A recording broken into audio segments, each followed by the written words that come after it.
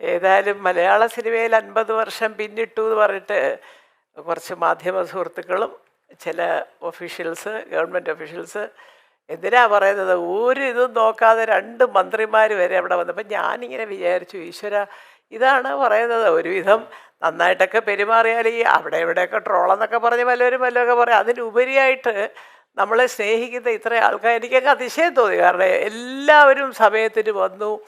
പിന്നെ എൻ്റെ ജ്യേഷ്ഠനും എൻ്റെ മക്കൾ വന്നാണ് അത്ഭുതം. കാരണം 10-ാം തീയതി അമേരിക്കയിൽ പോകാനിരുന്നവരാ, 14-ാം തീയതി തൊട്ട് അമേരിക്കയെ ഷൂട്ടിക്കാന്ന് പറഞ്ഞു. അപ്പോൾ വലിയ സങ്കടമായിരുന്നു. ഭയങ്കര സന്ദേശമൊക്കെ ഉണ്ടാക്കി വെച്ചിരുന്നു അയക്കാനായിട്ട്. പക്ഷെ അപ്പോൾ എന്തോ വിസ.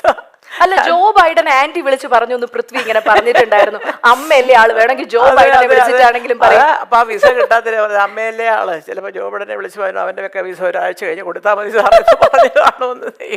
അല്ലെ, അതിന് മുമ്പ് ആന്റി തുടങ്ങുന്നതിന് മുമ്പ് പറയാം, ദേ ഞങ്ങളുടെ ഇവിടെ ഒരാളിങ്ങനെ പിക്ചർ ഡ്രോ ചെയ്യാനായിട്ട് നേരെ കണ്ടായിരുന്നു ആന്റി. നേരെ ഒരാളൊരു പടം അങ്ങനെ സെറ്റിന്റെ ഒരു ഭാഗത്ത് ഒരു പടം വരപ്പ് നടക്കുന്നുണ്ടേ.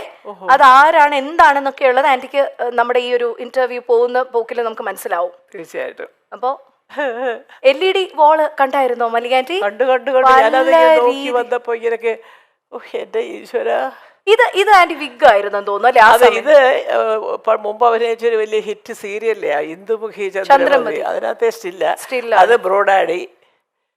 ഇതൊക്കെ അത് ഇത് മറ്റേ നിവിന്റെ കൂടെ അഭിനയിച്ചൊരു പടം ഉണ്ടല്ലോ, എന്താണ് ലാസ്റ്റ് വന്നേ, മഹാവീര്യർ. അത് അല്ല, എനിക്ക് തോന്നുന്നു ഒരു സൈഡിൽ നിന്ന് നോക്കി എവിടെയൊക്കെയോ ഒരു ഇന്ദ്രജിത്തിന്റെ ഒരു ഛായ കിടക്കുന്ന. കൂടുതൽ ഇന്ദ്രന്റെ ഛായയാണ് എനിക്കെന്ന് എല്ലാവരും പറയും. രാജുവാണ് അച്ഛനെ പോലെ എന്ന് പറയും. പക്ഷെ ചിലർ പറയും ചിരിക്കുമ്പോഴും ഒക്കെ അടുത്ത് നിൽക്കുമ്പോഴൊക്കെ ഞങ്ങൾക്ക് തോന്നുന്നു രാജുവിനാണ് എന്നൊക്കെ. അതൊക്കെ പല അഭിപ്രായങ്ങളും ഉണ്ട്.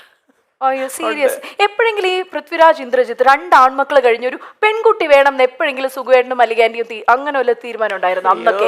ഇല്ലേ, 2 വളർത്താൻ പെട്ട പാട് നമുക്കെല്ലാം അറിയാവോ. അല്ല, പക്ഷെ പൃഥ്വിയൊക്കെ ഭയങ്കര കാമായിരുന്നു. കുസൃതി കൊച്ചില്ലേ. ഇന്ദ്രൻ അപ്പോഴും ഈ പറഞ്ഞല്ലേ, ആദ്യം ഒരു 2-2.5 വയസ്സിന് ഇന്ദ്രൻ എല്ലാം കുസൃതി. പക്ഷേ അനിയനെ കിട്ടിയപ്പോൾ അവൻ്റെ കളിപ്പാട്ടം പിന്നെ അനിയനായി. അപ്പോൾ നമ്മളാരും അവനെ ഉപദ്രവിക്കരുത്, അയ്യോ അമ്മ അത് പതുക്കെ എന്നൊക്കെ പറഞ്ഞ് നമ്മളെ അമ്മമാർ ഉപദേശിക്കുക.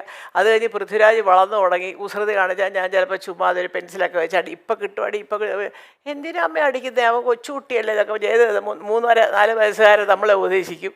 അപ്പൊ അങ്ങനെ പിന്നീട് അതവര് പുറത്ത് കാണിക്കുന്നതിനും രാജുവിനും അതെ, ചേട്ടൻ എന്ന് പറഞ്ഞാൽ ഭയങ്കര ഇതാണ്. പിന്നെ അവര് തമ്മിൽ എല്ലാ കാര്യങ്ങളും പറയും.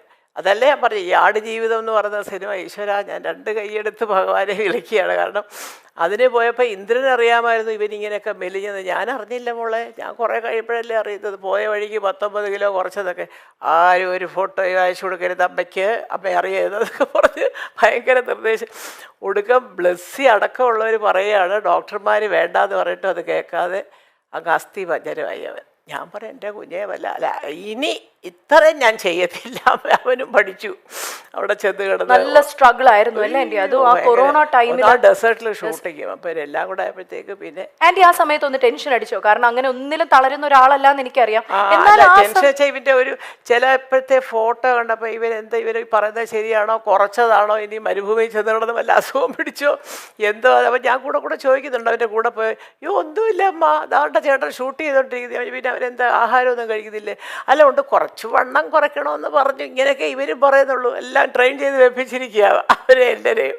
അമ്മ വിളിച്ചാൽ ഇങ്ങനെ പറയണം, കഷ്ടകാലത്തിന് സത്യാവസ്ഥ അറിയാൻ അമ്മ നാളത്തെ ഫ്ലൈറ്റിൽ ജോർദാനി വരും എന്നൊക്കെ പറഞ്ഞുകൊണ്ട്. ഏതായാലും ദൈവത്തിൻ്റെ കാരുണ്യം കൊണ്ട് അയ്യോ നന്നായി. അതെ, അതുകൊണ്ട് തന്നെയാണ് ഞാൻ എല്ലാവരോടും പറഞ്ഞത്. കാരണം ഇതുവരെ ഞാൻ അങ്ങനെ പറഞ്ഞിട്ടില്ല. ഒരു അമ്മയെന്ന നിലയിലല്ല, അവൻ്റെ കഷ്ടപ്പാടും അവൻ ആ പടത്തിന് വേണ്ടി. എല്ലായ്പ്പോഴും മക്കളും മരുമക്കളും കൊച്ചുമക്കളും കൂടെയില്ല എന്ന പരിഭവമുണ്ട് മല്ലിക സുകുമാരന്. എന്നാലും അവർ സിനിമാ തിരക്കുകളുമായി കഴിയുകയാണെന്ന ധാരണയുമുണ്ട് ഈ അമ്മയ്ക്ക്. ചില അഭിമുഖങ്ങളിൽ മാത്രമാണ് മല്ലിക എന്ന അമ്മ ആ പരിഭവം പങ്കിടാറുള്ളത്. അവരുടെ ഒപ്പം ചേർന്നാൽ ഈ അമ്മയ്ക്ക് ആഘോഷമാണ്. അമ്മയുടെ ജന്മദിനം ആഘോഷമാക്കാൻ മക്കളും കൊച്ചുമക്കളും എല്ലാവരും കൂടി എത്തിയിരുന്നു. കൊച്ചുമക്കളിൽ മടിയിലിരുത്താൻ പ്രായമുള്ള ഒരാൾ ഇനി പൃഥ്വിരാജിന്റെ മകൾ അല്ലി എന്ന് വിളിക്കുന്ന അലംകൃത മാത്രമാണ്. അല്ലിമോൾ അച്ചമ്മയുടെ മടിയിൽ ഇറപ്പിക്കുന്ന വീഡിയോയും ചിത്രങ്ങളും നമ്മൾ കണ്ടിട്ടുണ്ട്. മല്ലിക സുകുമാരന്റെ 2 മക്കൾക്കും പുത്തൻ താമസ സ്ഥലം ഉറച്ച വർഷം കൂടിയാണ് ഇത്. ഇന്ദ്രജിത്തും പൂർണ്ണിമയും വർഷങ്ങളായുള്ള ഫ്ളാറ്റിലെ താമസം ഒഴിവാക്കി ഒരു വീട് വെച്ച് താമസം ആരംഭിച്ചത് ഈ വർഷമാണ്. ഇക്കൊല്ലമായിരുന്നു പാലുകാച്ചൽ. പൃഥ്വിരാജ് ഭാര്യയും മക്കളെയും കൊണ്ട് മുംബൈയിലേക്ക് താമസം മാറുകയും ചെയ്തിരുന്നു. എല്ലാ ഇന്റർവ്യൂസിലും രസകരമായി സംസാരിക്കുന്ന ഒരാൾ കൂടിയാണ് മല്ലിക സുകുമാരൻ. തന്റെ കുടുംബത്തെക്കുറിച്ച്, മക്കളെക്കുറിച്ച്, മരുമക്കളെക്കുറിച്ച് എല്ലാം വാതോരാതെ മല്ലിക പറയാറുമുണ്ട്.